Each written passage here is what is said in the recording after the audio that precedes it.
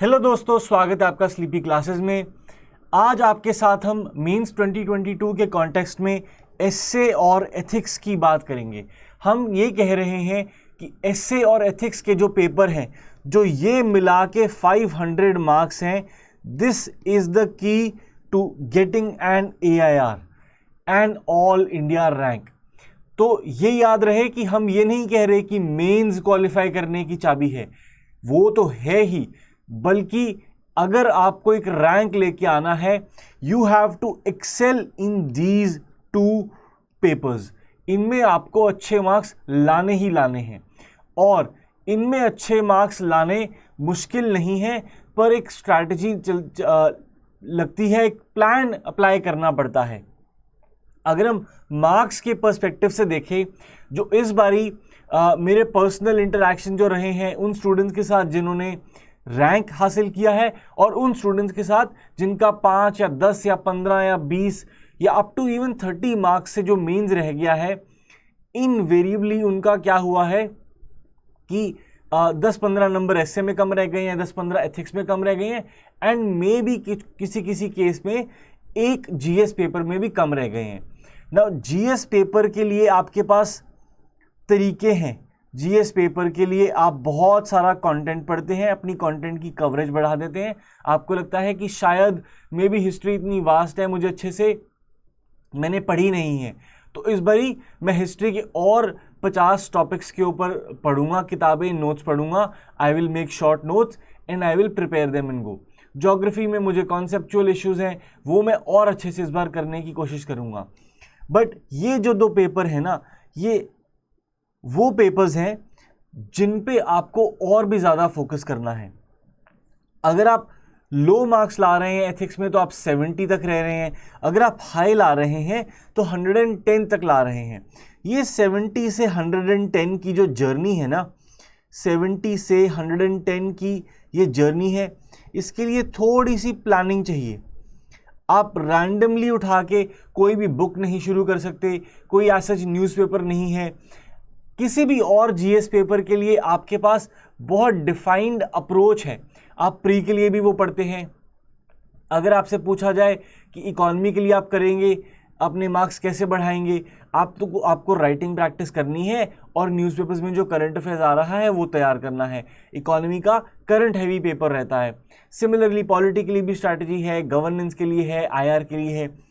Ethics के लिए strategy generally students थोड़े इसमें चूक करते हैं, प्रॉपरली स्ट्रैटेजाइज नहीं कर पाते और मार्क्स कम रह जाते हैं। ये 70 से 110 लाने की जो जर्नी है एथिक्स में, इसके लिए एक प्लान चाहिए। प्लान डिस्कस करेंगे।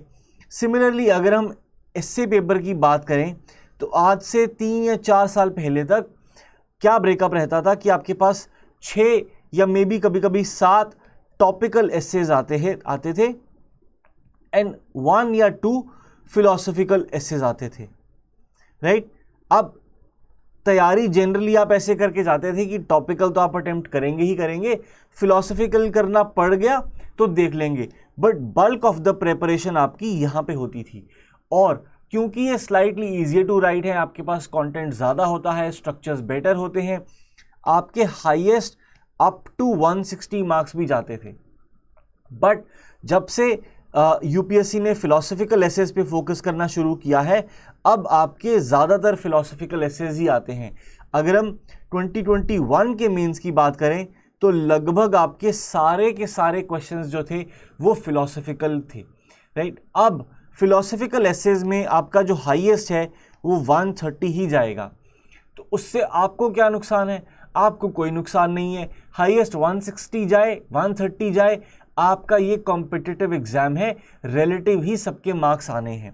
तो आपका अगर एग्जाम में हाईएस्ट 130 आ रहा है किसी भी पेपर में, तो you have to be as close to this figure as possible.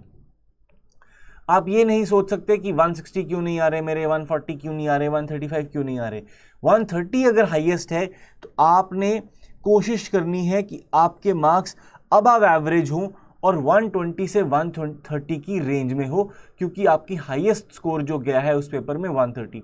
Of course आप भी उन स्टूडेंट्स में से हो सकते हैं जिनके 130 आए, हाईएस्ट आए, या मे बी 135 हाईएस्ट आए, but again you have to be as close to it as possible.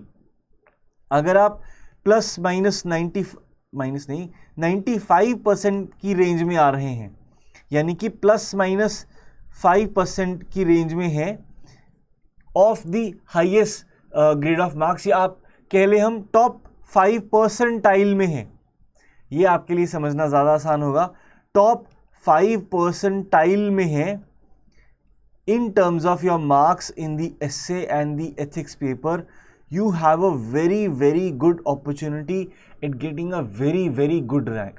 तो ये दोनों में टॉप 5% में मार्क्स लेके आना बहुत ही ज़्यादा ज़रूरी है। अब इसके लिए एक बहुत ही प्लान्ड अप्रोच चाहिए, बहुत ही सिस्टमैटिक अप्रोच चाहिए। लास्ट दिन पे आप बैठ के सोचें कि आज मैं एक हफ्ता लगा के सारी एथिक्स कर दूंगा या सारी ऐसे कंप्लीट कर दूंगा, रिवीजन कर दूंगा, प्रैक्टिस कर दूंगा, वो नहीं हो पाएगा। ये सिस्टमैटिक अप्रोच मांगते हैं और over a period of time इनमें इंप्रूवमेंट्स आती हैं। तो ऐसे के पेपर के कॉन्टेक्स्ट में अगर हम स्ट्रैटेजी की बात करें तो ये स्ट्रैटेजी मैं आपको रेकमेंड करूंगा। ये मत सोचिएगा कि बिल्कुल आखिरी वीक में ऐसे के ऊपर इंप्रूवमेंट लाने की कोशिश करेंगे, वो मुश्किल हो जाता है, because it is not a 1 day और अ 1 वीक और even a 2 week kind of a paper. आपकी रीडिंग अगर आपने अच्छी रखी है, कुछ महीनों से पढ़ते आए हैं, मैगजीन्स पढ़ रहे हैं, न्यूज़पेपर्स पढ़ रहे हैं, या बचपन से किताबें पढ़ते आए हैं, तो you definitely have some advantage. But उसके बाद आती है गेम कि आपने क्वेश्चन को समझना है और जो क्वेश्चन की डिमांड है उसके अकॉर्डिंग लिखना है। तो रीडिंग, रिसर्चिंग एंड राइटिंग 3 पहलू हैं एस्से पेपर के, और ये आपका बढ़ गया है क्योंकि आपके जो टॉपिक्स आ रहे हैं वो फिलॉसफिकल आ रहे हैं, जो आपको नेचुरली नहीं आते, आपका नेचुरल इंस्टिंक्ट नहीं है। आपकी जो रीडिंग है यूपीएससी की तैयारी के लिए वो भी फिलॉसफिकल नहीं है।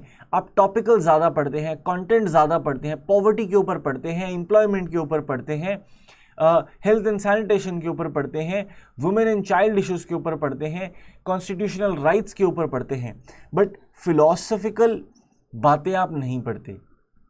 अब इस पॉइंट पे आपको ये समझना ज़रूरी है कि अगर टॉपिक आपसे फिलॉसफिकल पूछा गया है, उसका ये मतलब नहीं कि आपने सारी की सारी बातें भी जो लिखनी है वो फिलॉसफिकल ही लिखनी है। आपका कंटेंट जो है एस्से के फिलॉसफिकल टॉपिक का, वो आपकी जो टॉपिकल नॉलेज के अराउंड ही रिवॉल्व करेगा, राइट। अगर आपसे पूछा गया है जैसे लास्ट ईयर के पेपर में पूछा गया था वांट्स के ऊपर कि वांटलेसनेस जो है एक यूटोपियन आइडिया है और मटीरियलिज्म जो है वो एक काइमेरा है, राइट। अब बहुत ही सीमिंगली कॉम्प्लेक्स टॉपिक है, पर अगर आप इन 4 शब्दों को ब्रेक डाउन कर लें, इनका मतलब समझ पाएं, आपको टॉपिक क्लियर हो जाएगा। टॉपिक एक बार क्लियर हो गया फिर आपको समझ आ जाएगा कि आपकी जो एग्जिस्टिंग नॉलेज है यूपीएससी के लिए जो आप पढ़ते हैं, चाहे वो हिस्ट्री के पॉइंट ऑफ व्यू से आपने एंशिएंट इंडियन फिलॉसफीज पढ़ी हो, या पॉलिटी एंड गवर्नेंस के कॉन्टेक्स्ट में आपने कॉन्स्टिट्यूशनल राइट्स के ऊपर नॉलेज गेन करी हो, या इकोनॉमी के कॉन्टेक्स्ट में आपने पॉवर्टी और एम्प्लॉयमेंट के कॉन्सेप्ट्स पढ़े हैं, या एथिक्स में थ्योरी पढ़ते हुए आपने कुछ फिलॉसफी पढ़ी है, कुछ गांधी जी के आइडियाज़ पढ़े हैं, कुछ डॉक्टर अंबेडकर के आइडियाज़ पढ़े हैं, कुछ जॉन रॉल्स पढ़ा है, so on and so fourth. यही जो आपकी नॉलेज है ये आपने यहाँ पे यूज़ करनी है। कैसे यूज़ करनी है वो रीडिंग से और राइटिंग से आता है।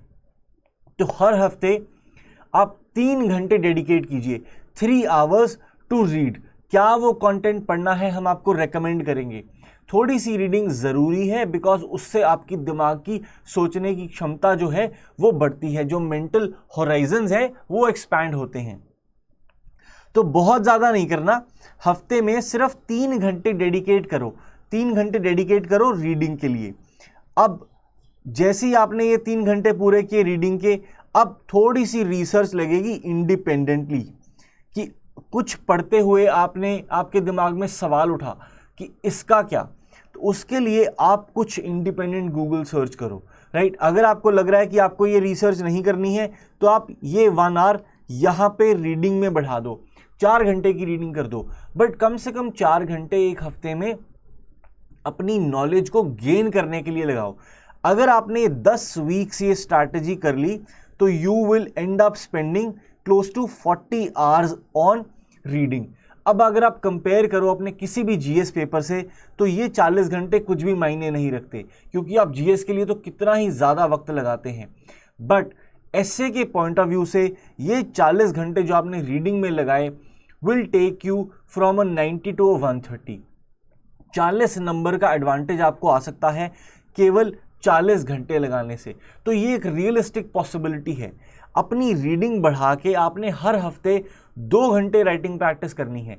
जिस भी टॉपिक के ऊपर जो भी आपने पढ़ा है, रिसर्च करी है, उसको अपने शब्दों में पिरोने की कोशिश करो। एवरी वीकेंड, हर हफ्ते 2 घंटे देने हैं, चाहे वो वीकडेज में दे दो, चाहे वो वीकेंड पे दे दो। वीकेंड पे दे सकते हैं, कोई प्रॉब्लम नहीं है, कन्वीनियंट है। 2 घंटे देने हैं। जो पढ़ा है उसको इन ओन वर्ड्स लिखना है, अपने शब्दों में लिखना है, राइट। ये आपको सोचने पे मजबूर करेगा कि मेरे दिमाग में ये आइडियाज़ तो हैं, लेकिन इनको मैं पेपर में कैसे उतारूं।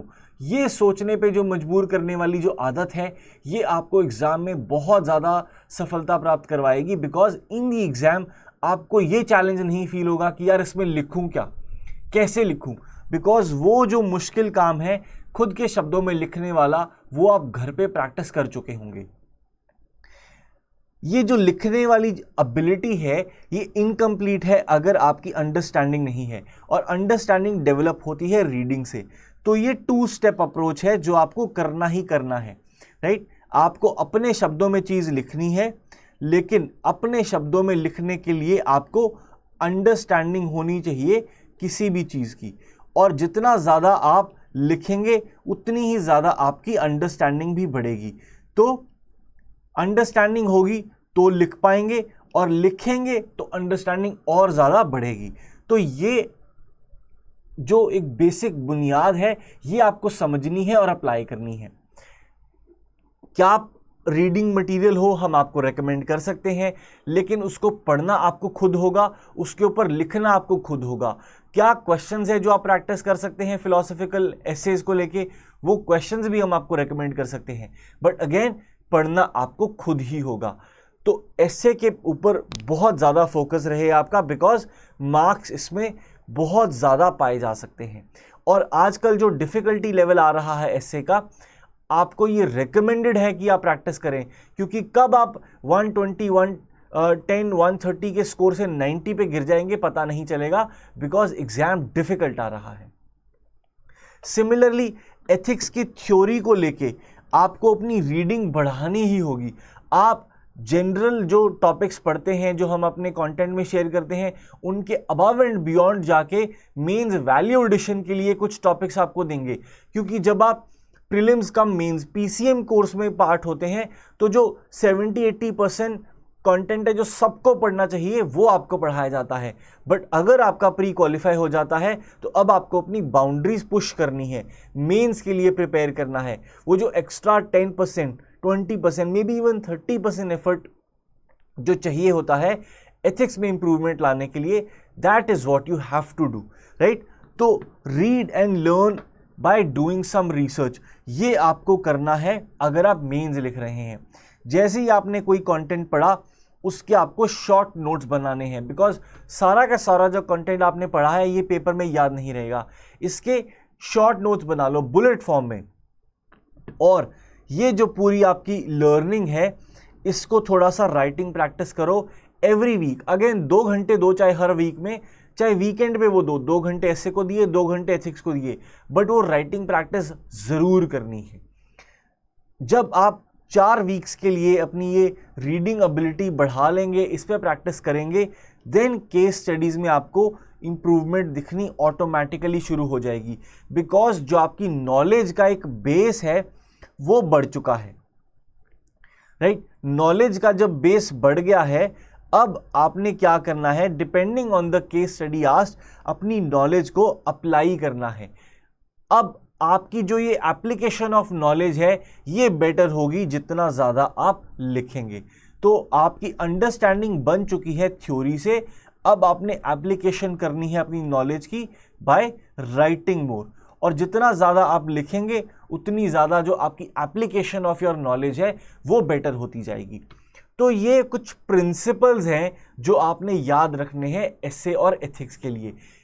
इनमें अगर आपको कोई भी डाउट हो, आपकी कोई भी आपने स्ट्रैटेजी बनाई हो, आपको लग रहा हो कि आपने पूछना है कि वो स्ट्रैटेजी सही है या नहीं है, या क्या उसको उसमें इंप्रूवमेंट्स लाई जा सकती हैं, feel free to call us at this number. आप टीम को कॉल करो, टीम आपकी मेरे से बात करवा देगी, या आप सिंपली sleepy.classes@gmail.com पे हमें ईमेल लिख सकते हैं, and I will make sure that I reply to your emails. Ethics और एसे को लेके कोई भी डाउट हो, I will do my best to help you formulate a strategy for 2022 mains. अगर आप हमारे साथ जुड़ना चाहते हैं तो एसे और एथिक्स का एक स्पेशल कॉम्बो पैक है। एसे में हम 3 टेस्ट लेंगे जो सिंगल टेस्ट होंगे, एक फुल लेंथ टेस्ट लेंगे जिसमें आपको 2 एसेज लिखने होंगे। तो टोटल 3+5 5 एसेज आप प्रैक्टिस करेंगे हमारे साथ। इसमें आपको पर्सनलाइज फीडबैक और इवैल्यूएशन मिलेगा, आई correct the essay copies my self, और हर एसे के बाद आपको एक मेंटरशिप कॉल मिलेगी टू असेस कि आपने क्या गलतियां करी, क्या उन कैसे उन गलतियों को सुधारा जा सकता है ताकि दोबारा आप वो गलतियां नहीं करें। साथ ही साथ कंटेंट इम्प्रूवमेंट के लिए आपको कुछ हम इनपुट्स भी देंगे, कंटेंट शेयर करेंगे कि ये वो चीज़ें हैं जिनको अगर आप पढ़ें तो आपका जो कंटेंट है वो बेटर हो सकता है एंड आपका एसे बेटर निकल के आएगा। एसे में जो टेस्ट हैं वो हम 4 जुलाई से स्टार्ट करेंगे। सिमिलरली एथिक्स में आपको कंप्लीट कंटेंट मिलेगा एथिक्स के पेपर का, थ्योरी का एक फुल लेंथ पेपर मिलेगा, राइट, यूपीएससी के पैटर्न पे 250 मार्क्स का।